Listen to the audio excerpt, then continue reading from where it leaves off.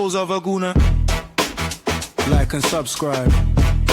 Chronicles of a Gooner. Harry, Symeou time. Arsenal. Come on, you Gunners. Arsenal. Chronicles of a Gooner. This podcast is brought to you in partnership with okjersey.com. Looking for football shirts? Head over to okjersey.com and enter the discount code Harry for 8% off. Hey everybody, how's it going? Welcome back to the Chronicles of a Gooner, the Arsenal podcast with me, your host, Harry Symeou. The Gunners are preparing for another huge game. This feels like it could be the one in terms of the Premier League title race. Arsenal travel to the London Stadium on Sunday, where they will take on a West Ham United side fighting for their lives. I'm delighted to say that alongside me on today's pod for our weekly show is the brilliant Adam Keys. Adam, how are you? Have you come down from Cloud 9 yet? The other night was special, wasn't it? Man, it's a funny one because I think being in the ground, I watched all your videos. I think that just kind of connected me a bit more. But I was saying to you, I turned down a ticket for the game just because I've been away so much recently. Came to the day of it, I was absolutely gutted I did. But watching in the house on Tuesday night was weird because I almost felt numb. I didn't have the same feeling that I have after games. And at about 3 a.m., I woke up and it's like, we're in Champions League final. And then that was me.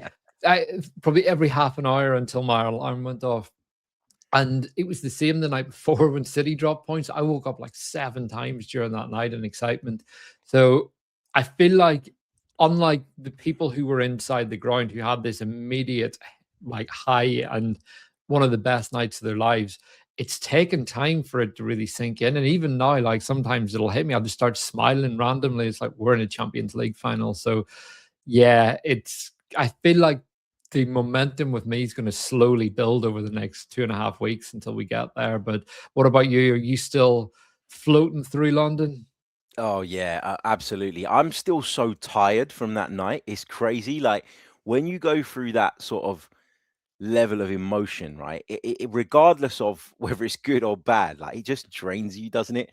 I remember sort of trying to get up on Thursday morning, just like, on Wednesday, I was just like, wow, this is just incredible. And it was really kind of tough to sort of focus on anything else. And then obviously the stress has kicked in now with regards to tickets for the Champions League final.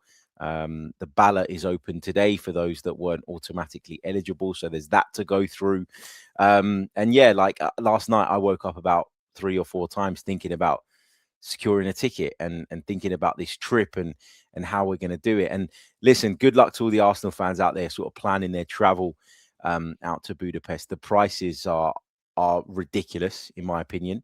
It's a prime example of football fans being fleeced because they love something and they can't stay away. I did what I did before the Atletico game. I gambled on a Budapest flight before we'd played the second leg. So I did it, before we got through to play Atletico to go to Madrid. And I saved myself quite a bit of money. And I did that again before the second leg. I don't think I saved myself that much money, but I think I saved myself some based on sort of the way those prices have gone. And yeah, look, the stress begins now for that. But there's lots of amazing alternatives as well. The screening at Emirates Stadium is something that I'm really happy is happening. Because I remember when I was a kid, right? I used to go to a lot of screenings at Highbury. I remember when we used to play a North London derby away from home. Sometimes they would screen that at Highbury. And I had some of my best footballing experiences as a kid going to those screenings in the stadium. So I'm really, really glad that the club are doing it. And I know there's only going to be limited availability on that. But if you do get a chance to go as an alternative, then definitely do that, because I suppose being anywhere really with like-minded Arsenal fans is going to be special given the occasion. So, yeah, it's going to be a cracking occasion. And hopefully by then, Adam, we're Premier League champions and that takes a little bit of the pressure off. How important do you think it is that we go into the Champions League final already as winners? Do you think that would significantly improve our chances of doing PSG in the final? 100%. I actually did an Instagram video now that I'm on there. I did one yesterday on this. And the importance of going in as champions, because if we go into that game as Premier League champions, we go in 10 feet tall. There's a big difference for PSG in facing the Premier League champions versus the team that's finished second 4 years in a row. So for me, go in, win that game against West Ham at the weekend, which we're going to talk about. And I think that will essentially win us the title. But the difference, I think, in just the mindset of all the players, I think the Carabao Cup final will actually be a positive in the Champions League final for us, because I think it'll show us if we go out and play with caution, with that level of kind of passive safety that we had in that final, and don't go and grab the moment will grab us. And that can't happen in the Champions League final, because since we found our form, I think that Newcastle win was really crucial. We've just looked better. The next game against Atletico, we looked even better. We looked 10 feet tall against Fulham. The Atletico game on Tuesday, the reality is that should have been more than 1-0. We were far better than a 1-0 in that game. And I think if we can win the title, every player is going to go out. There's quite a bit of rest between now and then as well. Yeah. So whilst no midweek games. Yeah, no midweek games. We also don't play until Monday or Sunday. Then we've got it off until the following Monday before Burnley. So there is big rest periods that we haven't been used to all season. And I think that will help us. But there's also players that are coming in and fighting. Miles Lewis-Skelly coming in. There's competition in the team for the first time in a while. So for the last almost 6-7 months, the team has almost picked itself, not because of form, but because of injury. Whereas we've got Odegaard coming back. He wants to play. I don't think he's in our best team, but he still wants to play. And you've got Zubimendi who wants to get back into the team. So the competition is going to be so strong between now and then that I think by the time it comes to the final, if we're champions, everyone is going to be desperate to play. And that's going to make us so confident and strong against PSG. In terms of the Premier League, Adam, is this fixture the one? I've spoken to a lot of people over the last couple of days who seem to believe that if Arsenal beat West Ham, then they've as good as got one hand on the Premier League trophy. Now, my natural nervousness and and anxiety around this, and given the fact we've been burnt in the past, is holding me back really from going big on that. But does it feel to you like this is the one, this is the game that we're looking at and thinking, well, if we are going to drop points, that's where it will be. That's the banana skin up against a side fighting for their lives, of course. How significant is the West Ham fixture in the context of the Premier League title race for you? I think it's huge. And that for me is the one. City play on Saturday night. The reality is City have a very, very tough fixture on Saturday after a tough fixture against Everton. So who knows what happens in that game? Ideal world, they drop points. We go in against West Ham and pretty much secure the title that way. But I do think that this game is the one, because it's 3 games left. The following 2 games, Burnley at home, at the Emirates. The ground is going to be electric that night, Monday night. So I would imagine there's going to be a lot of people take that day, a half day or a full day off work, getting the pubs early. There's going to be a lot of noise, a lot of energy. There's going to be a lot of people that are off work the next day and are fully bought in to win the league that day. So the atmosphere in the Emirates, I imagine, is going to be close to what it was like at Atletico. And if we can get over the line against West Ham, where we have a good record over the last couple of years, for me, that wins us the title, because City still have to go to Bournemouth as well. So they do have a very tough fixture. Last game for us, Palace in the when they've got a final a few days later. So yeah, for me, this is the one. I was talking with Laura Kirk-Francis on the pod yesterday, and I said that it felt to me sort of not just against Atleti in the second leg, but also against Fulham at the weekend, that something's been lifted, like a weight off our shoulders has been lifted. Like there's a real belief and a confidence now. And it's almost like that nervousness that we were witnessing sort of grab a hold of us has changed into something else now. What do you put that down to? Because I've been thinking about this all week. Like, what is it that has clicked? Why is everybody playing with a freedom all of a sudden? Why is everybody playing with a belief? And all of this, by the way, was, well, the start of this was prior to Manchester City dropping points at Everton. Is it a case of the boys having arrived in a position where they've gone, no, you know what, guys, this is here for us. It's there for us, and we've got to go and grab it. Like, do you think it feels like a switch has been flicked as far as I see it? I think that we have to give credit to Mikel Arteta. So we've been critical about some of the football not being attacking enough this season, but there was an interview with Saliba a few weeks ago, and he was asked about who the most upbeat person at Arsenal was, and he said Mikel Arteta. And he said he comes in every day, he lifts the entire team. He was like, if we lose, Arteta's the most upbeat person in the dressing room. He gets everyone back off the floor, onto their feet, and believing again. After the City game, when we went level on points, Mikel said it's a different league now. It's a new league. It's a shootout. It's essentially a 5-game mini league that we have to compete with them. People laughed at him at the time. They said it's another one of Mikel's little sound bites. But actually, what he did was he went out against Newcastle. We started that game really strong. We managed to get over the line.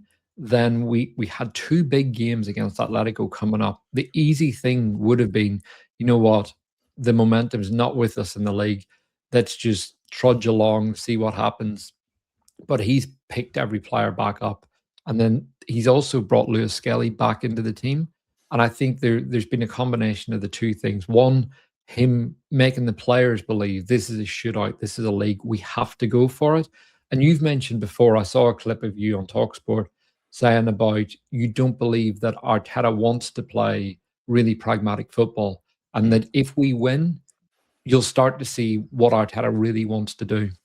And I think what has happened is we've almost seen what Arteta wants to do because he's had to go for it. It's a case of if we don't, we're going to drop points. We're going to make games really nervy, really edgy, whereas we have to go and score goals now. And against Fulham, the other thing that happened was Bukayo Saka started. And I don't think we can underestimate the value in just having your best players on the pitch. And I did a video after Fulham.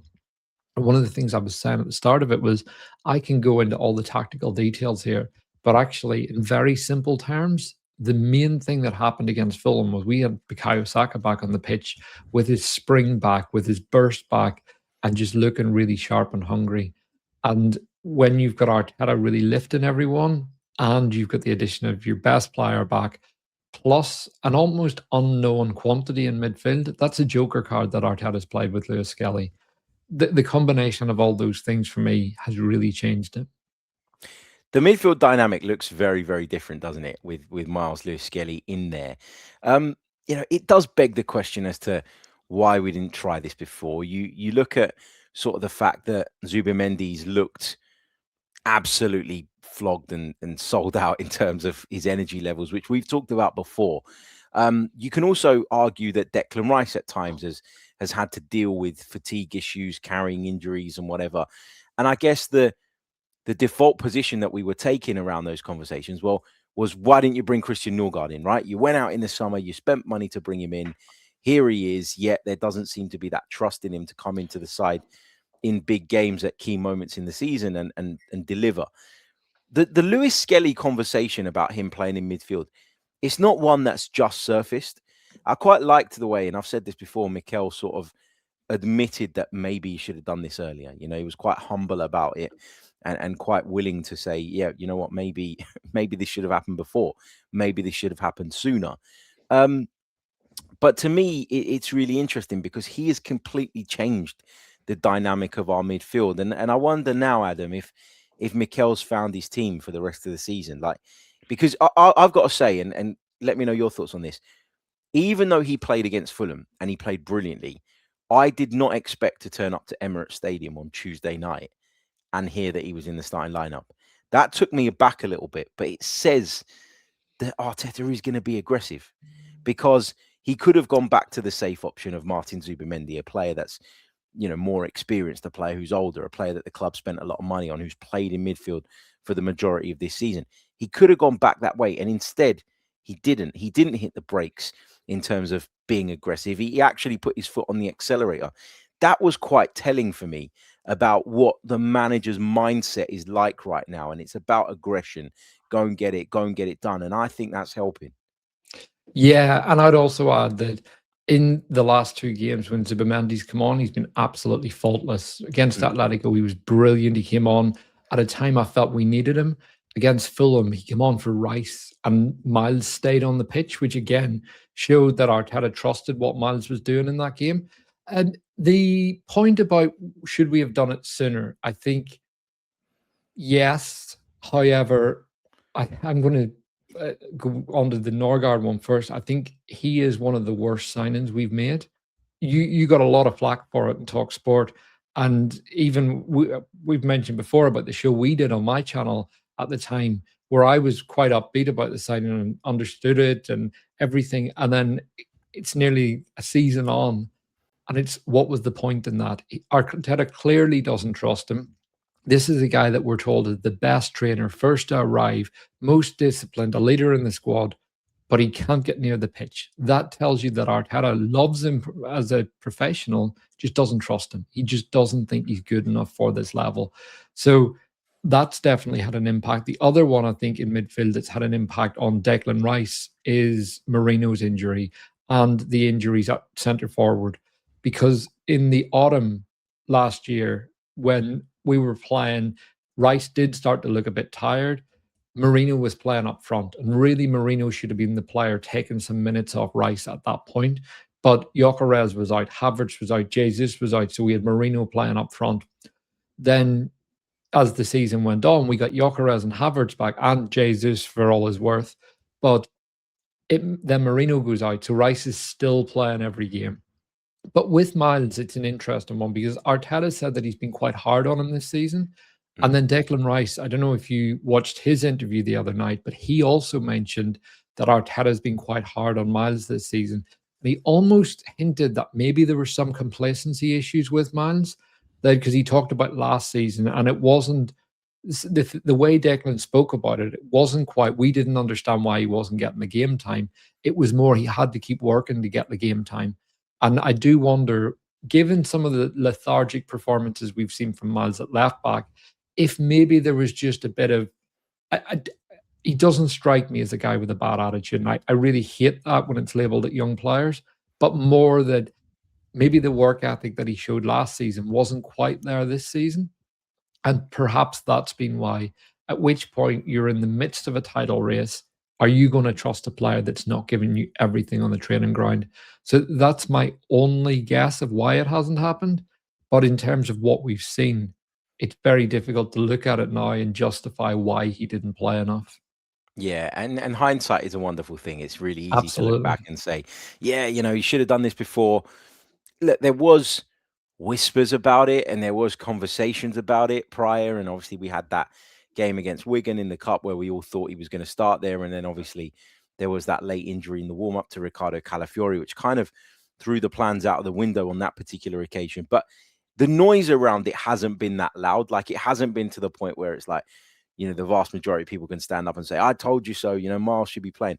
But he brings something very different, Adam. And what I really liked the other day was that it was a different performance to the one we saw against Fulham. Against Fulham, it was, let me get on the ball, let me turn, let me carry it through the lines, let me play passes forward early, let me be aggressive in the duels and in the challenges. And what I really was looking for against Atleti was a more mature performance. And I thought we got that. We saw a player that would have been buzzing and would have been sort of really charged up by the way that he played against Fulham. And there would have been a temptation, I'd imagine, to be really, really aggressive. And although he was aggressive in the right moments, I thought he was also really good at receiving the ball under pressure, having a look over his shoulder and saying, this is not the time to turn. This is not the time to go and dribble into a crowd scene. This is an Atletico Madrid side that are on a different level to Fulham, that are in the Champions League semi-final, and I have to play this game differently. And that almost gave me more encouragement about his suitability to the role, because even though he wasn't as dominant in the context of the game as he was against Fulham, what I saw was another face to Miles Lewis-Skelly in midfield. And I really, really liked that. I think so much of the time, right, we talk a lot about, what the manager wants, what the manager's philosophy is, what his approach is for X game versus Y game and all the rest of it. But I do think that Mikel Arteta was bang on in the lead up to that semi-final when he said, we are going to have to play a number of games within this game.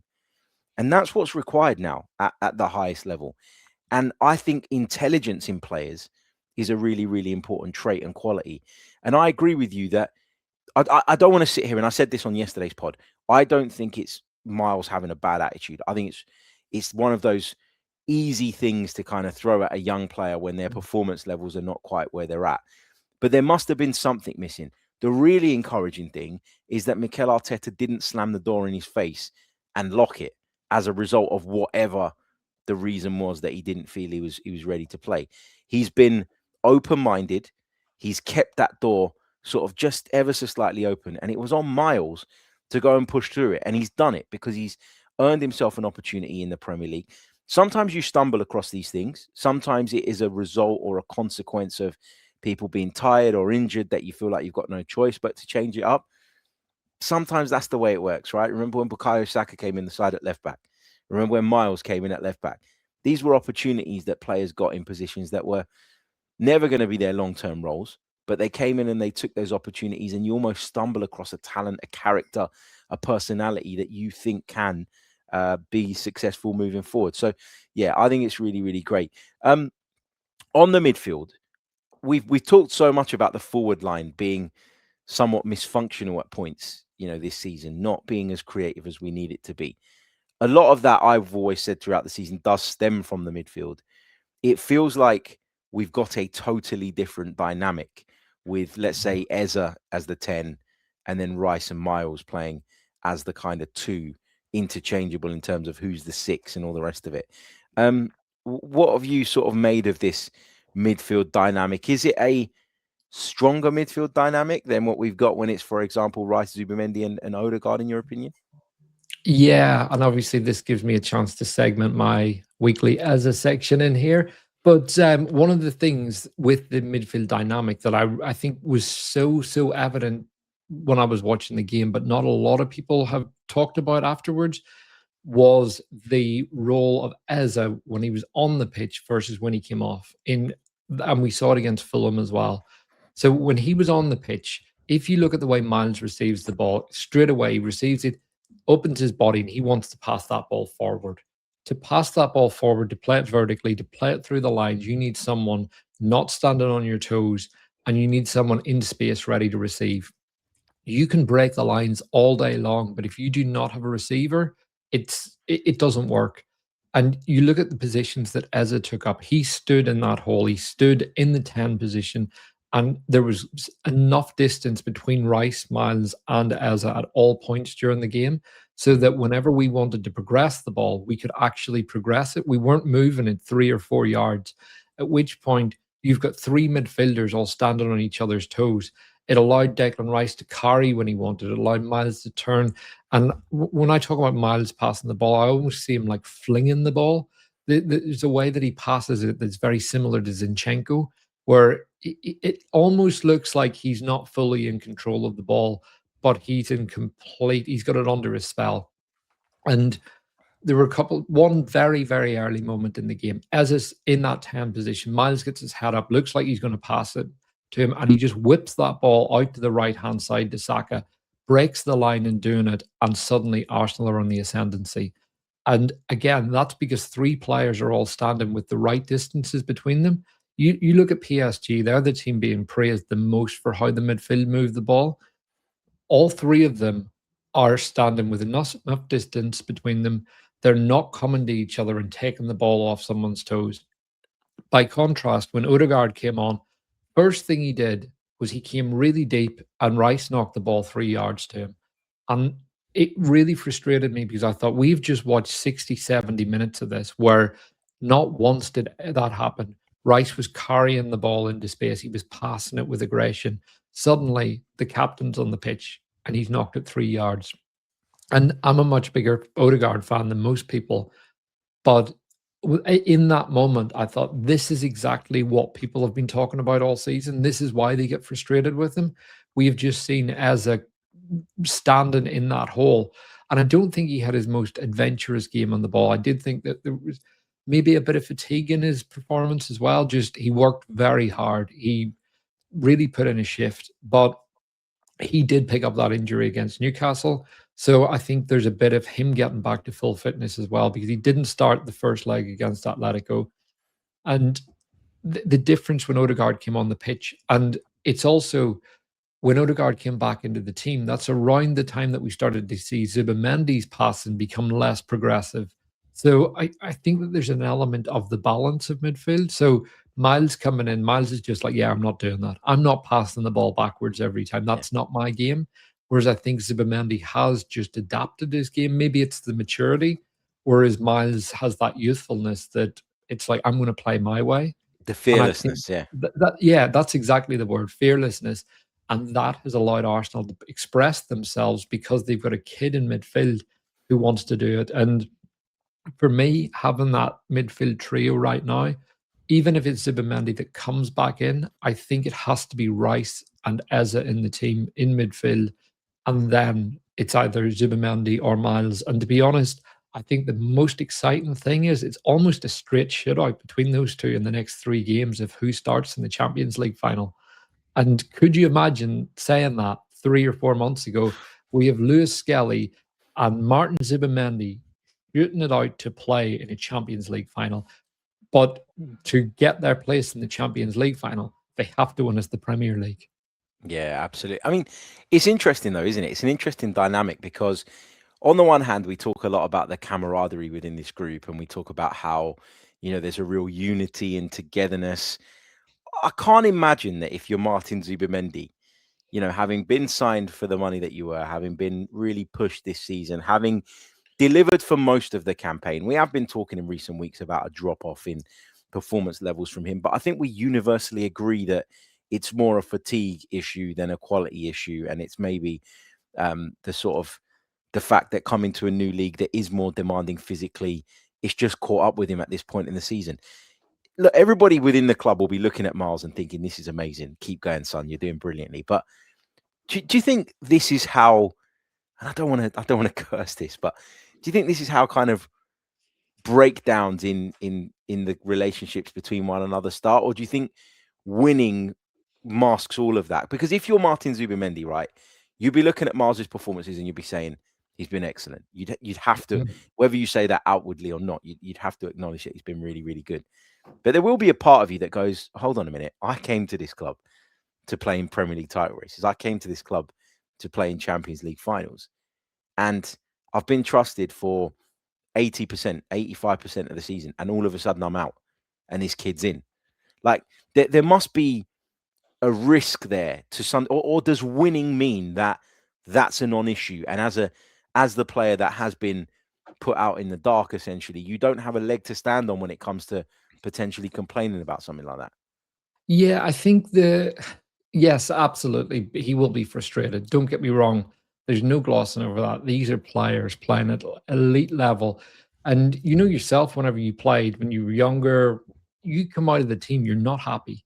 And I think the camaraderie within the group is strong. One thing I would say that's maybe changed the attitude of some players is the starter versus finisher model. Even if you look at PSG, they've got either Barcola or Doué on the bench. That would have been unimaginable a few years ago to have those two talents almost competing against each other. So I think whoever starts knows. I think if Miles starts, Zubimendi knows that he is going to play a role in that game. If Zubimendi starts, I'm not sure Miles definitely plays a role in the game just because they're different players.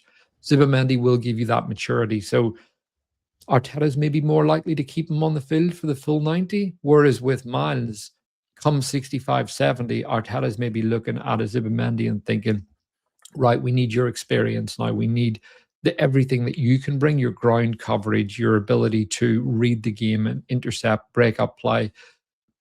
So there is that. But look, I think once you get to this stage of the season, you're aware that it is a shootout. I've always believed as well that doing starting 11s in August is stupid because typically your best team just presents itself come the biggest game.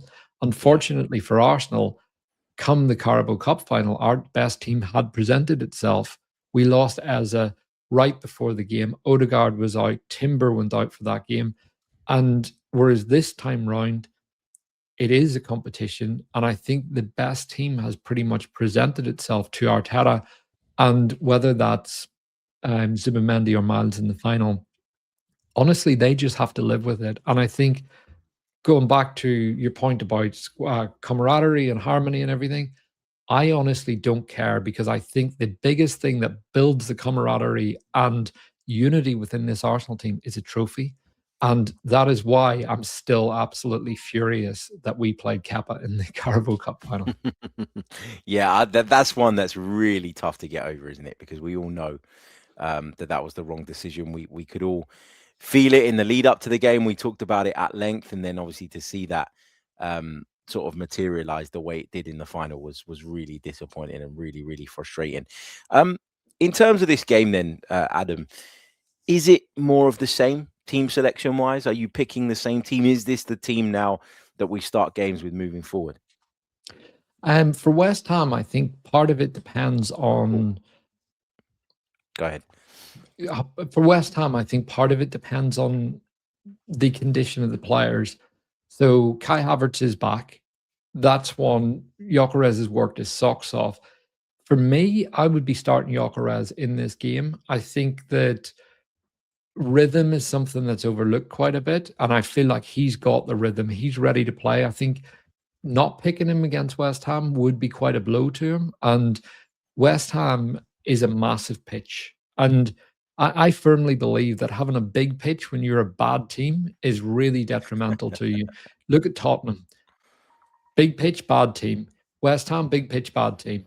This is where a player like Gyökeres can really hurt West Ham, because you can make that pitch really big and you can make those distances become even further. So whilst I always love seeing Kai in the team, I do think, like, back to the point about the team presents itself, for me, get Gyökeres in the starting 11. The only one I would consider is maybe play Eze on the left, Odegaard in the centre, and give Trossard a breather. But again, Trossard's looked brilliant. So yeah.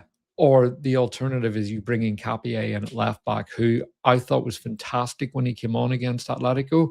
And I also felt that it was a needed change, and Calafiori didn't actually have a good game that night. So he was the one player on the pitch that I was quite disappointed with his performance. But look, if Arteta goes out and picks the same team again, I think every one of us will be buzzing. Yeah, absolutely. Just on Trossard, he's been much, much better, hasn't he? He's been much, much better in the last couple of games. Does that kind of give us a sort of peek behind the curtain? Does it suggest to us that when we were being told that he was carrying something, that was having a much more significant impact on his performance levels than maybe we thought it was or would? Trossard's a weird one, because he has played his best football with Calafiori behind him. And the minute the two of them are paired together, suddenly he's looked a lot better. And the other thing with Trossard, which I've only kind of come across recently, is he's got a lot going off the pitch. So I believe he's gone through a divorce and everything. So there's been possibly knock-on effects there. Obviously, he's played a lot of football, a lot more than he usually plays this season. So part of it, I think that there's all these things that you can put it down to. But I do also think I've got this lingering thing in the back of my head with Trossard, that he's always been a squad player at Arsenal. And I think maybe midway through the season, we saw why he was a squad player. And to maintain the level of consistency that he showed earlier in the season, he probably just doesn't have it. He's not a world-class player like Bukayo Saka. He's a tier or two below that, in that Trossard's a brilliant player to have in your squad, but he shouldn't be the kind of player that you're relying on week in, week out. So that is maybe part of it as well, that he just hit his absolute ceiling, and what we saw was him just drop slightly below it. But the last two games, unbelievable. Yeah, he's looked back to his old self, the sort of sharpness of turn, the trickery, the drops of the shoulder and changing of directions. And you know, a lot of people sort of really had a pop at him on Tuesday night when he cut inside and had that shot in the lead up to the Saka goal. There was a lot of groans in the stadium from people who felt that he should have hit it earlier. And actually, he sort of showed great composure in that spot, because he put his foot on the ball. He waited for the space to present itself, And then he had the shot, and obviously we ended up scoring from it because he forces a great save out of Oblak, and Saka's sort of sharp reactions are beneficial to us. I'll just run through my team for the game against West Ham, and I know you've mentioned a couple of potential changes there, but I think it's as you were. I think it's got to be Raya in goal.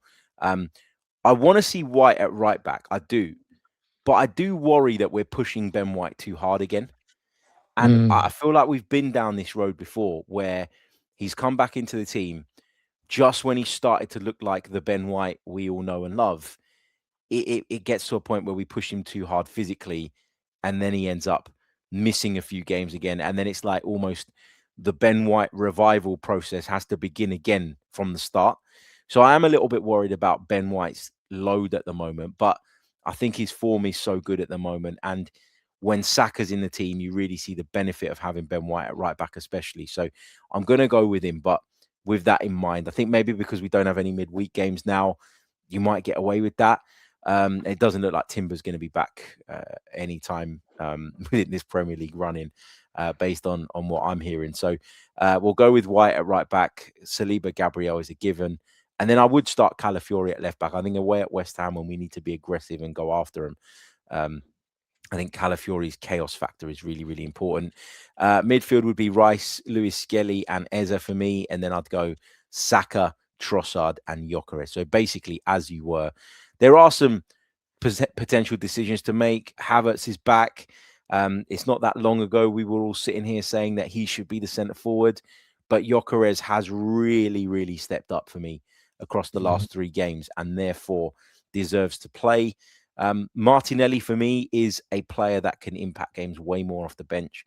So I wouldn't start him. Odegaard right now doesn't look 100% right to me. And when he does play, I feel like, those frustrations that you mentioned a little bit earlier on are all absolutely valid. So I wouldn't have him in the team.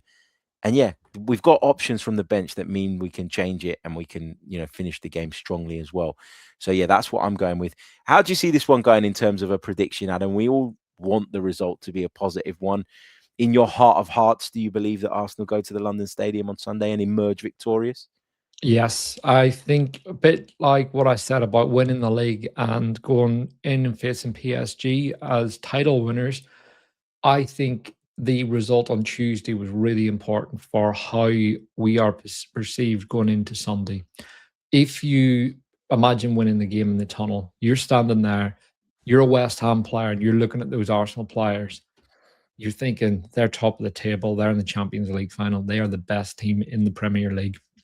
They are one of 2 best teams in Europe right now. That gets into your head pre-match. We're in the relegation zone.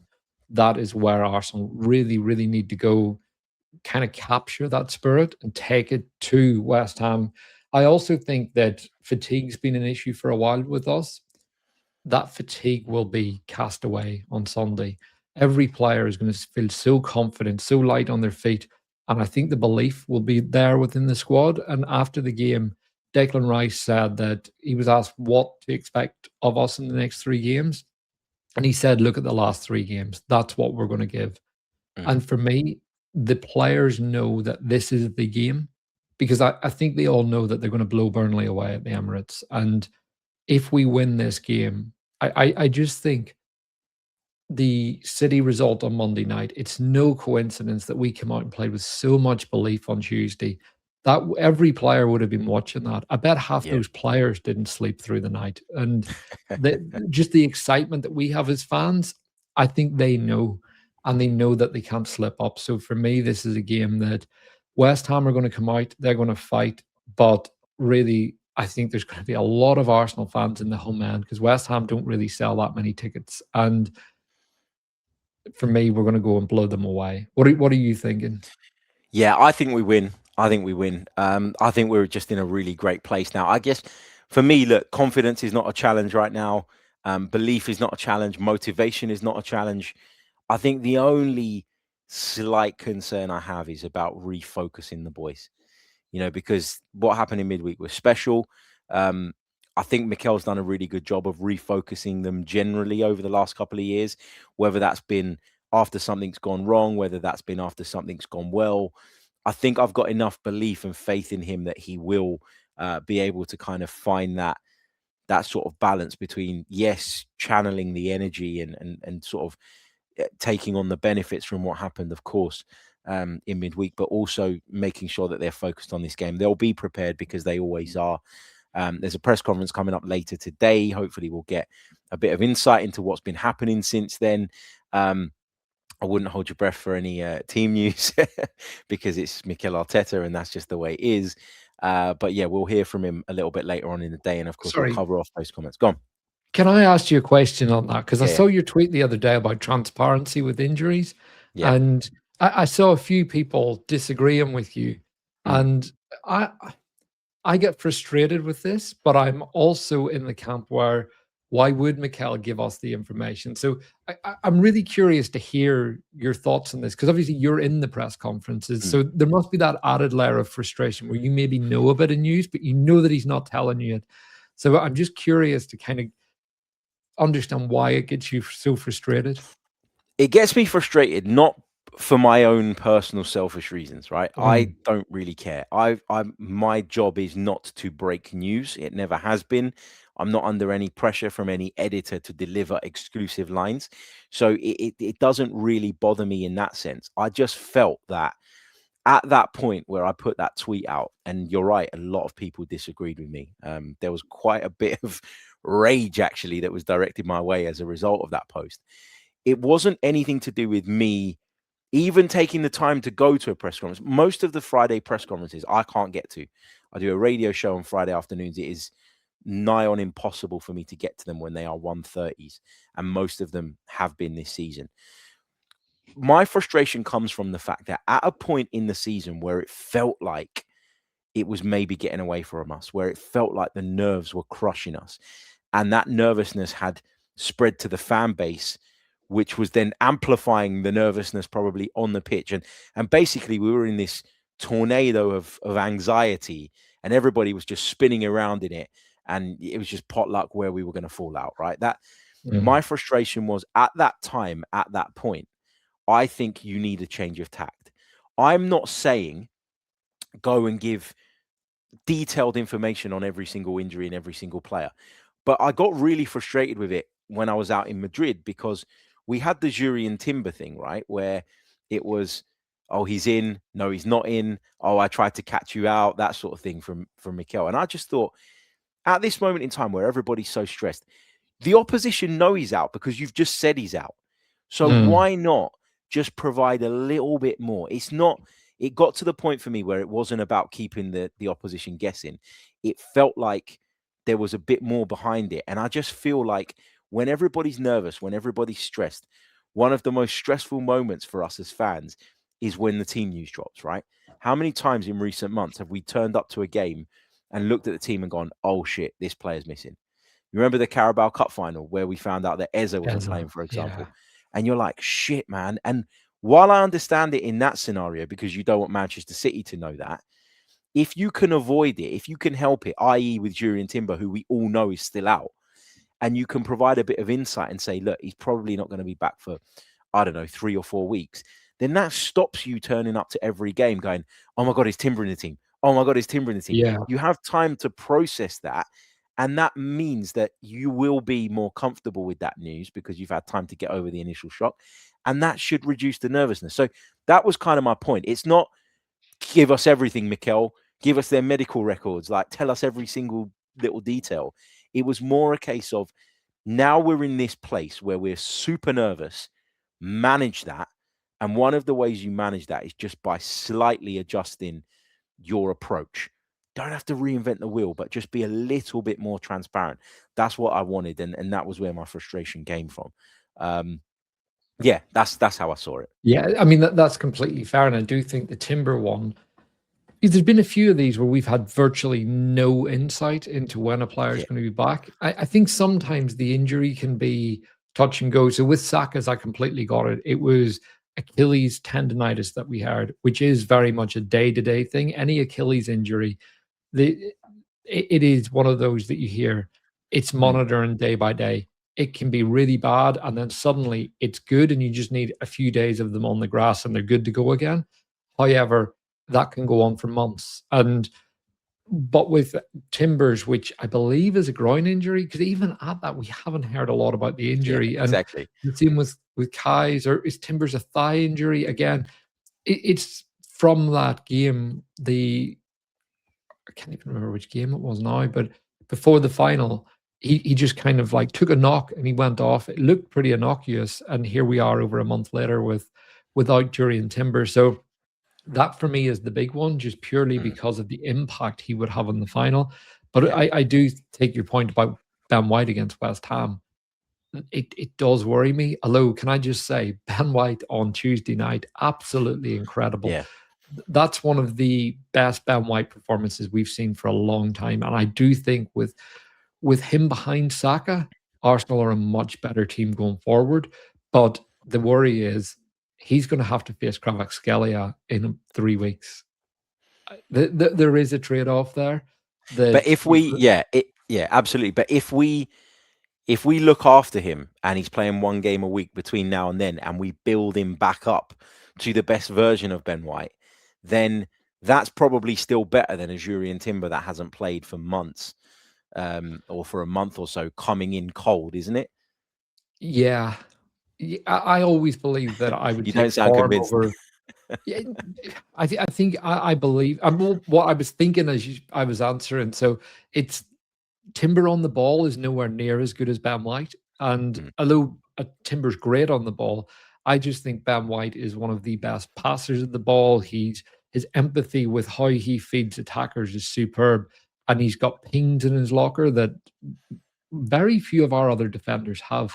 There aren't many big switches, and Ben White can do it with ease. And he's very press resistant, whereas I think Timber's more of he'll charge past you, more of a carrier than a press resistant passer.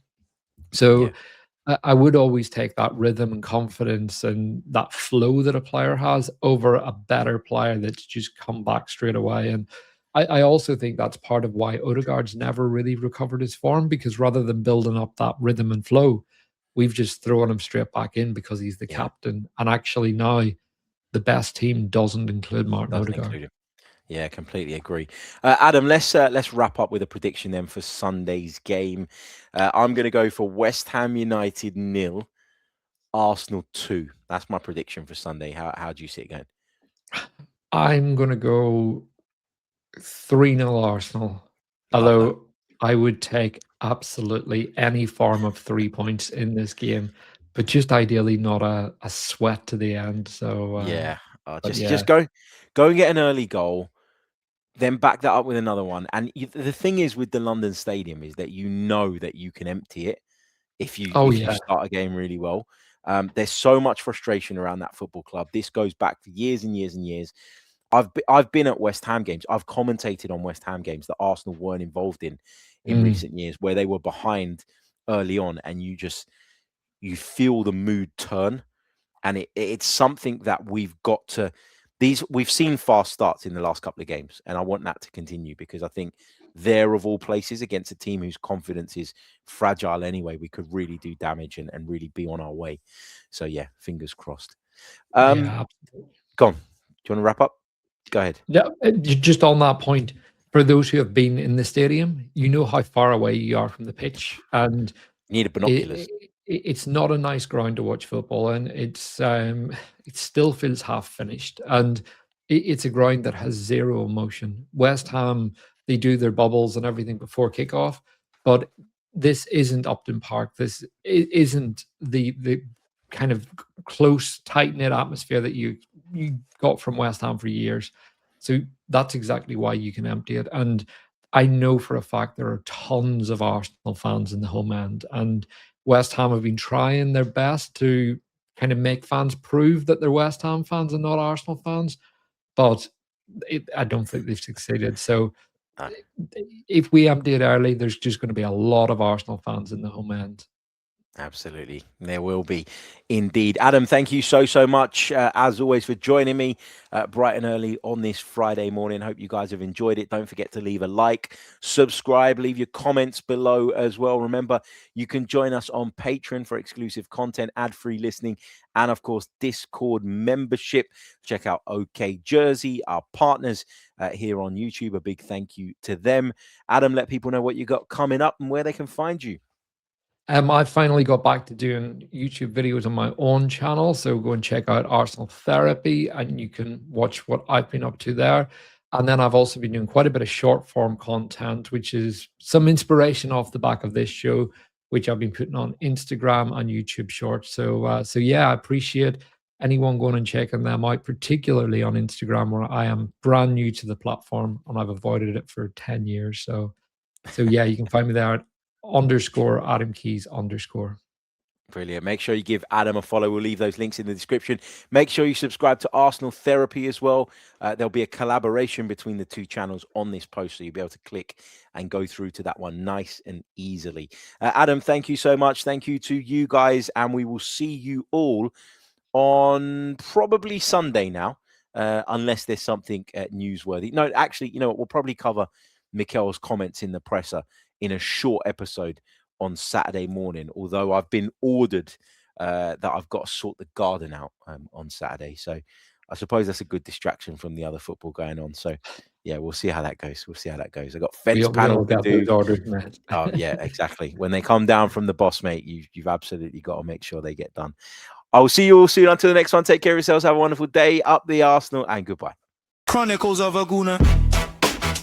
Like and subscribe. Chronicles of a Gooner. Harry Symeou time. Come on, you Gunners.